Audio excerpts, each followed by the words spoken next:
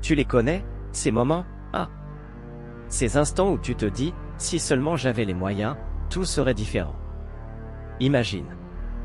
Tu te balades avec ta copine. Le soleil tape, vous suez, vous marchez sans but précis. Pas de voiture, pas de clim. Pourquoi? Parce que financièrement, tu n'es pas encore là où tu devrais être. Tu fais ce que tu peux, mais ça ne suffit pas. Et là, un gars arrive. Pas dans une grosse Mercedes clinquante, non, juste une voiture qui roule. Il s'arrête, baisse la vitre. Bonjour madame, lance-t-il avec un sourire. Toi. Parfois, il ne te regarde même pas. Tu sens ce pincement. Ce malaise qui te brûle. Tu te demandes ce qu'elle va dire. Tu écoutes, tendu, parce que ça te bouffe. Elle décline, non, merci, je suis avec lui. Elle reste. Mais toi, tu sais. Ce regard, cette hésitation. Parfois, on est avec toi parce qu'il n'y a pas mieux sous la main. Pas parce que tu es le choix. Et ça fait mal. Autre situation. Tu es au resto avec une fille. Elle regarde les plats, hésite, savoure le moment. Mais toi, ton esprit est ailleurs. Tu ne te demandes pas ce qu'elle va prendre. Non. Tu regardes les prix. Tu comptes mentalement, ça passe ou pas?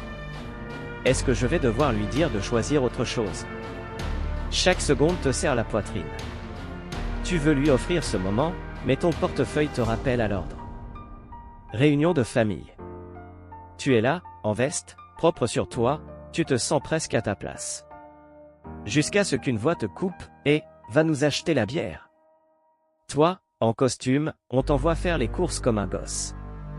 Les autres restent là, à discuter, à rire. Toi, tu marches jusqu'à la boutique, les pièces qui s'entrechoquent dans ta poche te rappellent que tu n'as pas encore réussi. Et puis, pire encore. Salle d'accouchement. Ta femme vient de donner la vie. Un moment magique, jusqu'à ce qu'on te tende une ordonnance, 7850 francs CFA. Tu n'as pas cette somme. Tu appelles partout, allô, tu peux me dépanner. Mais les gens ne répondent plus. Ils en ont marre de toi.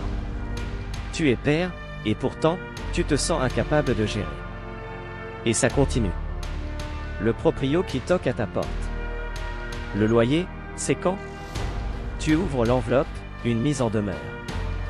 Tu promets encore, je vais payer, donne-moi juste un peu de temps. Mais au fond, tu sais que, un peu de temps, ça ne change rien. Tu jongles, tu survis, mais tu ne vis pas.